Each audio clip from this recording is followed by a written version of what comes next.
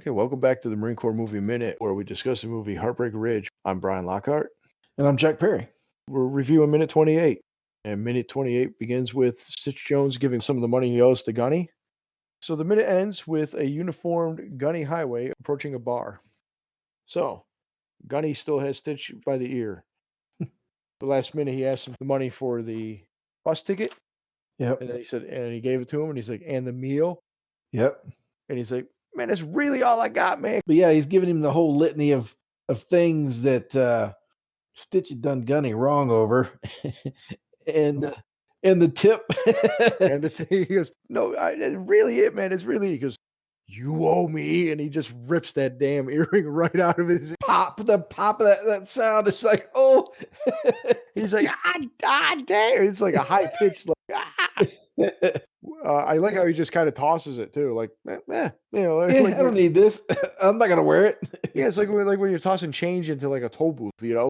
Yeah. Here you go. You can have this back. I noticed too, though. You might be right. His ear is bleeding. So it's not a clip on. No. Well, yeah, because you know, he goes, damn, but then he's standing there and he's not like, to me, I'd be holding my ear. Yeah. right before Gunny takes his leave, he says, "It's my will against yours, and you will lose." Yeah, that's a great line too. He just walks out. Yeah, for those he was blah. yeah. He goes back to what he said a minute or two ago. Yeah. 0600. Well, that's the thing. He said he did say 0600 tomorrow, because he said that earlier. It's not over the weekend. It's tomorrow. But once again, 0600, and he said that's 6 o'clock in the morning for all those. Don't blah. Yeah, and then Stitch goes on about being a badass, which we get, but then he starts talking shit about him being a leatherneck jarhead motherfucker. Yeah, he almost sings it. Yeah, he does. Yeah, he's a jawhead motherfucker. Yeah, and everybody else in that room, all these quote unquote Marines, they just kind of get on board with it. Like, hey, asshole, you're a leatherneck jarhead motherfucker too. I had a friend of mine say this one time. She was in a fraternity, and she said she hated other people in their fraternity because of the reputation. Not fraternity, Jesus Christ, sorority. If she's in a fraternity, there's a problem. Anyways, my female friend was in a sorority, and she said everybody in sister brother. Right. So everybody in their sorority hated other sororities because other sororities suck, but they're not like other sororities. You know what I mean? It's the same thing. It's like, well, first off, these guys, they don't act like Marines by, you know, it's set up in the movie that they're undisciplined. They're doing their own thing. They're not really acting like typical Marines. So, of course, a guy who comes in there to try to get him back on track, they are going to fight against it. They're gonna resist it. Regardless of the professional reputation or not the Marines have. I just realistically, like, this is one of the sticking points of the movie that I never could understand. It was like, no, they're not just going to allow this nonsense to happen. Like, the U.S. government's just not going to let this riffraff just do whatever the hell they want. And the command knows about it. Like, no, that's just not ever going to happen. Well, if you kind of, there's a couple things that, all right, so about, it's funny, I didn't think we'd be getting into an in-depth conversation about this minute because it's pretty cut and dry. Yeah, that's what I thought too. Like, about that, so we already know in real life, right? This movie was, brought to the Army, and they said, nope, we're not doing this. So then they brought it to the Marines, and they said, yep, we're going to promote Toys for Tots with this damn thing. And then until they saw the cut of the movie, and they were like, holy shit, we cannot promote our Toys for Tots with this, everything that's in. So I think right here is one of the reasons that one of the many things in this movie that would have made them have second thoughts about it. Yeah, I agree with that. Yep. These are Marine Recon professionals, and they're all shitbirds, basically. Yeah. They're undisciplined. They buck against authority. So so that's but that's the movie. That's the story. These guys are supposed to be shitbirds. They're the bad news bears of the Marines, because there's other Marines that they show to be professional and whatever. It's just but these are the stars. So that's the movie explanation, because they're the bad news bears. They're the fuck-ups, and he's going to whip them into shape and make them a fighting unit and blah, blah, blah. Right. At least that's what we Yeah, think. That's what he thinks he's going to do, right? yeah, yeah. It's this stuff here. Like this is when I said earlier when I said that this is close to a movie that the Marines would ever make that would be like Stripes. Like the Marines don't really lend themselves to stuff like that. This is as close to Stripes as you'll ever see in a Marine Corps movie for stuff like this. Well, you know what? It's funny you say that too, because like one of my favorite part of Stripes is when John Larroquette is going to watch his men train, and Yeah, all these strong, strapping men come through in the army, and this is during boot camp, and they're going through and they're doing the obstacle course just yep. fine, and he goes, oh, these are fine men, good men. Are these my men? Sergeant. He goes, Nope. no, sir, these are your men coming here. And then there's John Candy just running out of control down the hill, and they're yelling, and they're getting caught in the ropes. And he goes, "These are your men, sir." So that's recon platoon. That Yeah, right. But this isn't a comedy per se. It's a drama. right. It's It's a yeah, it's action supposed to movie. be. It's a war movie, Yeah, but it's also funny. yeah, So I mean, so these guys are intentionally funny yeah, to get in now. All right, so that's movie making. But as you said, like the fact that command knows that they're fucked up, yeah, we're gonna find out some stuff later. Okay, first off, we already met Major Powers, right? yeah.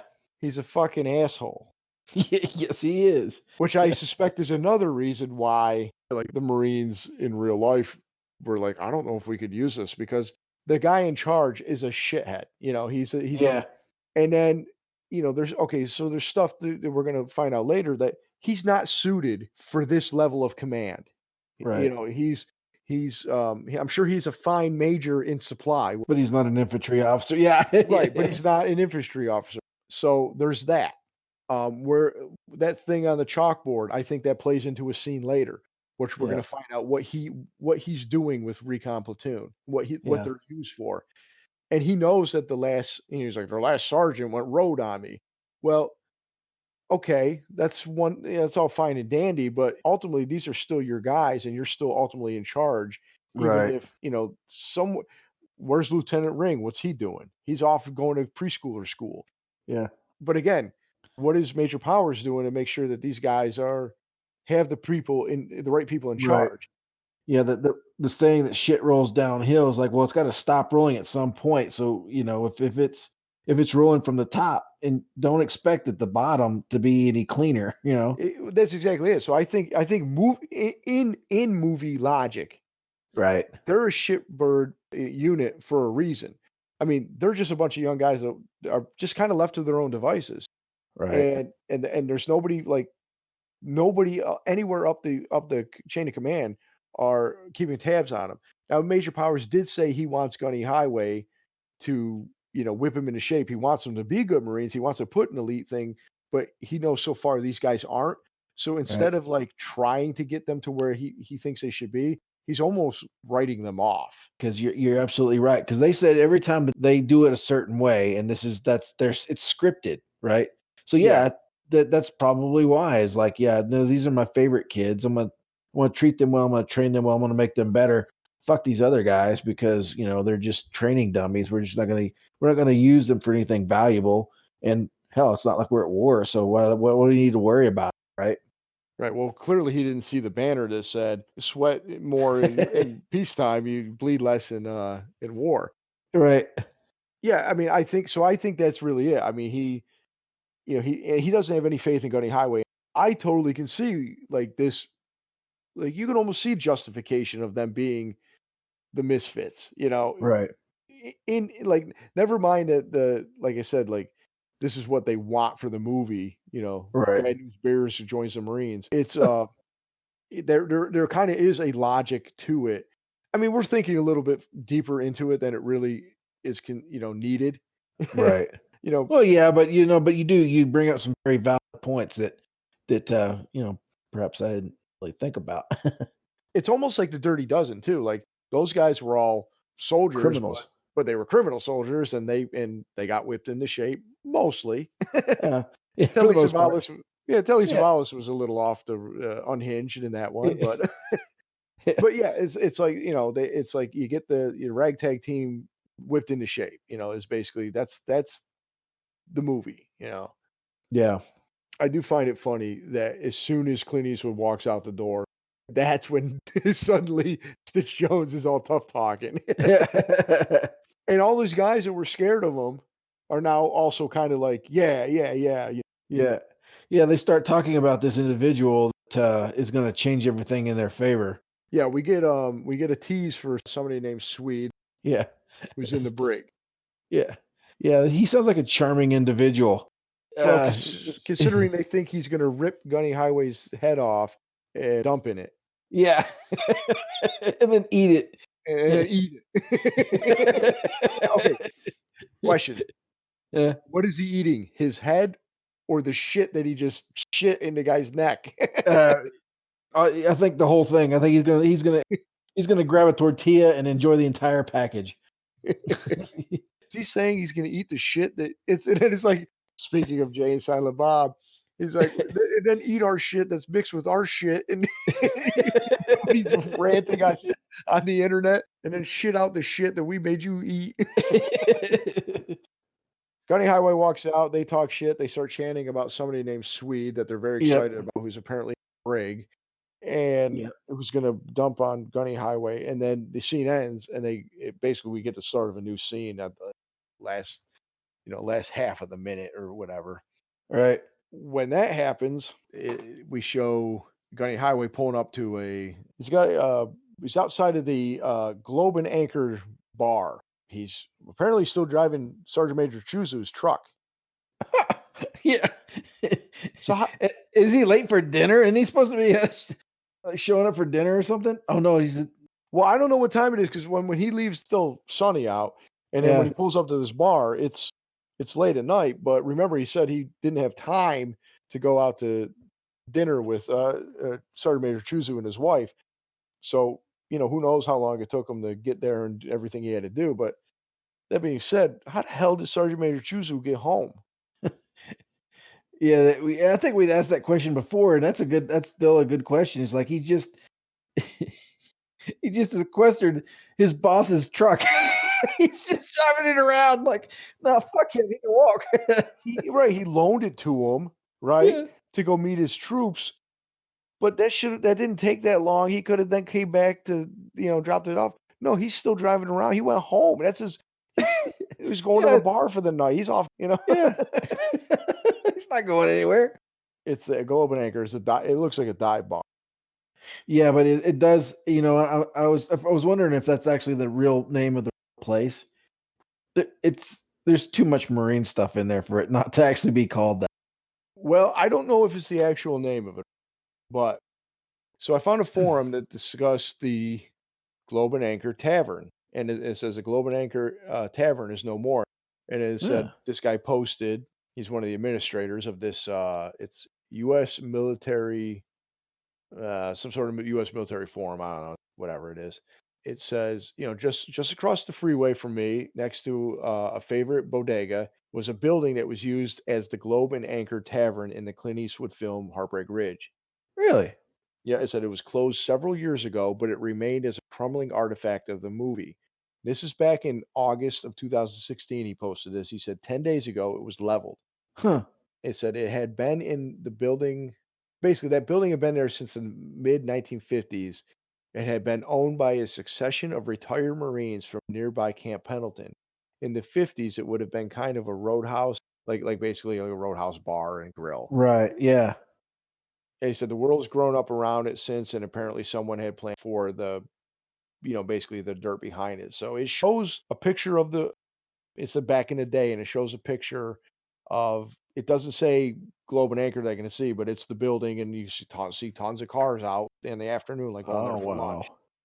And it says, "Can you tell the Marines were there?" And it shows the interior of it, and it's very similar. It's a little different, but it's very similar to what we see in the movie. Huh. Yeah, there's pictures of Marines everywhere, stuff like that. That was a real bar, and now it's no longer in existence. Oh wow. That's kind of a bummer. Yeah, it seems like a cool little place. Like, because if you notice, well, I noticed first off, Susie walks in, there's a big A for sanitation grade, so that's good. It's a dive bar, that's clean. Yeah. Toilets are clean, no piss on the floor, no No peanut shells all over the floor or anything. As soon as Gunny Highway walks in, one of the first things I noticed was a picture of Chesty Puller. That's awesome. Yeah, it's I mean it is kind of a bummer that that place doesn't stand anymore. And I just when did you say it closed originally? Well, he said several years ago, back in 2016, it said several years ago, and they said they tore it down In basically 20. in 2016. Yeah. See, so I mean, I don't know, man. It's one of those things like local Marines, like retired Marines, when you because when he walks in, you see Marines with Marine caps on, and so like it does look like it like those look like locals that retired Marines or former Marines.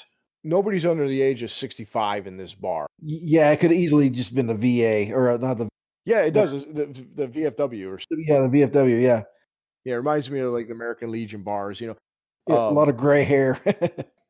I like the few of the things that are on the walls. Like you can see a bunch of different Eagle Globe and Eggers. You can see a Yeah. campaign cover Yep. behind the bar. Yep. Like a bronze. Tons of pictures. So that's really, I'm sure we'll. In fact, I know we spend more time in this bar later in the movie, Yeah. so we might be able to pick a few more things out. But Right. there's a couple things that stood out to me right away when I was trying to find out about if this was a real place or not. Obviously, I found the real what I just read about the real building that was just like this. It may not have been called that, but I found that there actually is a Globe and Anchor bar in Jacksonville, North Carolina, or at least there was. Oh, is it? Or Yeah, is there? so yeah, there was. Oh, okay. But that being said, there was one in Jacksonville, North Carolina, which where Camp de Lejeune is, Camp Lejeune. Let's not get into that again. Where this movie is supposed to take place. It looks like it's been closed down permanently. It was, Globe and Anchor Lounge. It was off of, basically Highway 17 in Jacksonville. Okay. I can't see when it closed down, but I did find a Twitter page for them that was Uh-huh. active in 2015. Really? Yeah, so so I don't know, somewhere between now and 2015, it shut down. But Okay. this is the one thing I took from this. Globe and Anchor. This is a Globe and Anchor bar at Globe and Anchor. Anchor Globe is their Twitter handle. Located next to Toby's Gentlemen's Club in Jacksonville, North Carolina. Yeah, there's only one bar that I was ever really truly familiar with in Jacksonville, North Carolina, and it wasn't the Globe and Anchor. I thought that was so appropriate when I read that because it's like, well, how else are you going to tell anybody to get anywhere? What Yeah, strip club is it near? yeah, exactly. Yeah, yeah. The Driftwood was always our common point of reference. It's like, yeah, no, it's like 5 miles past the Driftwood. Oh, okay, yeah, yeah, yeah, yeah, Let's see, yeah. what are the three things in Jacksonville? At least back when we were there. Tattoo, Chinese restaurants, and strip clubs, Yeah, or pawn shops. yeah, pawn shops. Thank you. That's what I was trying to say. Pawn Yeah. shops. It's pawn shops, strip clubs, and tattoo parlors. Yeah. One to pay for the other. Hi, sweetie. Look at this new tattoo I got from some of my TV. That was the most appropriate thing I saw was you give directions to we're right next to the strip club. Yeah. Yeah. I remember Toby's. I remember. I don't know how many. Well, if we ever showed up there, I'm pretty sure I was probably pretty shit faced. But we usually ended up over at the Driftwood. I think that was our go-to. I'll admit I may have stopped there a time or two. Jesus Christ! I went there the first time with you, I think.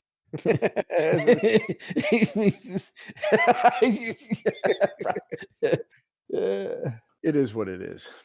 You know what? It's all good. Listen, kids. Hey, it's a gentleman's club. It's a place It's for a, gentlemen. that's exactly right. Stay up to date on your shots. That's exactly what we are. Gentlemen. Gentlemen, we behave. Listen, man, they were all medical students. we're, we're just trying to do our part. Yeah. On that note, we cue the music. No, I don't have anything else for this minute. I mean, I'm glad we were able to find a little something extra to talk about, but Yeah. it's a pretty cut and dry minute. Yeah, there's really not a lot going on. We're about to meet a very interesting character, it sounds like. Yeah, I mean, we're basically this minute is we're wrapping up the previous scene with the introduction of Recon Platoon. and Gunny reuniting with his buddy Stitch Jones. That's ended, and now we're transitioning to a new location. I assume new characters we're going to meet at this bar. Yep. Of course, I know, but I'm just being coy on for the podcast's sake. Let's just peel apart what we see. You got Gunny Highway walking into a bar, a Marine bar, in uniform, carrying his luggage with him. Carrying his sea bag, Yeah, his sea bag and the the the suit uniform bag. bag. Yeah, Yeah, the uniform bag. Yep. the body bag or whatever they call it. Or we didn't really call it like once or twice, but yeah, the uniform bag. Yeah. Although he left his cover on for a quick second while he was in. He didn't take it off right away. Yeah, But he as the literally as the minute ends, he's reaching to take his cover off. But he I at first I was gonna say it was because he was shutting the door, but he takes a good, 3, 4 steps in before he even reaches to take that cover off. yeah. That's Well, I don't unset, think he's gonna Gunny. be chastised. Yeah, no, right? You should know better.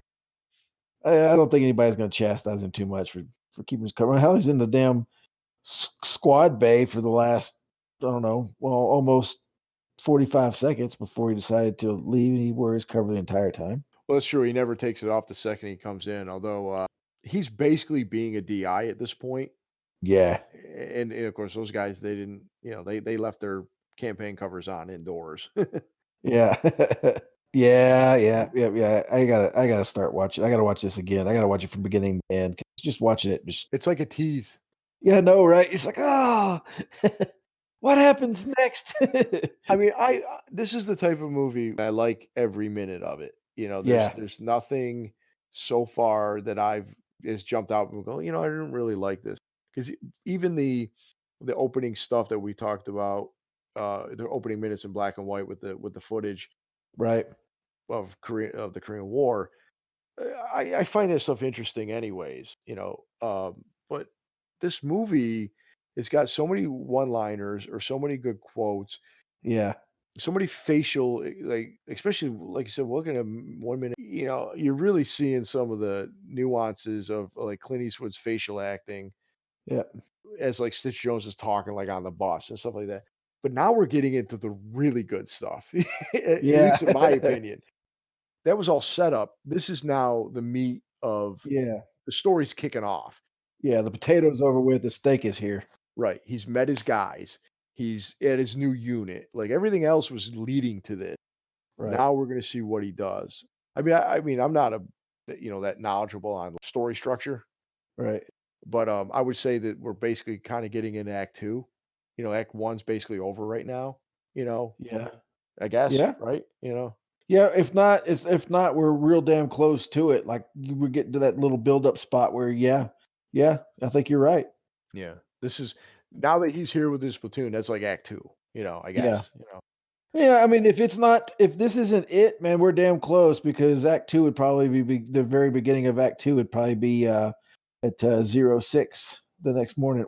Yeah. Well, he said was 06, but we both know it's not. Well, either way, it's 6 a.m. for all those who don't opt. Uh, Do you want to bring up anything else before we wrap up the minute? No, I really don't have anything. Other than we appreciate you guys listening. We're, we enjoy doing this, but we really like it. We get a kick out of seeing more people starting to pop in and enjoy the show. It seems to be doing okay. And we'd really appreciate if you guys would, socialize with us on the social medias. Hit up a Facebook page or, email us if you guys have anything, suggestions, anything that you think might, be able to kind of help the show out. Feel free. I mean, and hell, if there's anything we've missed, is there anything that we get wrong or incorrect? I mean, because but we enjoy learning stuff too, and we're 20 years out of the Marines, active service. So there's old age is a bitch, right? So we might forget some things. So we'll get some stuff wrong, and like my only general order I remember your post from flank to flank and take no shit off any rank. And that's not even an official one, but that's the only one I can quote. So it's the only one that's Right. The only one that's stuck, right? Exactly. so but yeah, I mean anything you guys want to share with us, well, we're more than welcome to listen and um, you know, Brian tells me to fuck off all the time, so it's not a big deal. So having you guys do it too will just be a new experience. Yeah, but I do it nicely, like, fuck you. Well, yeah, you have a talent for that. All right, you big leatherneck jarhead motherfucker. Let's get out of here.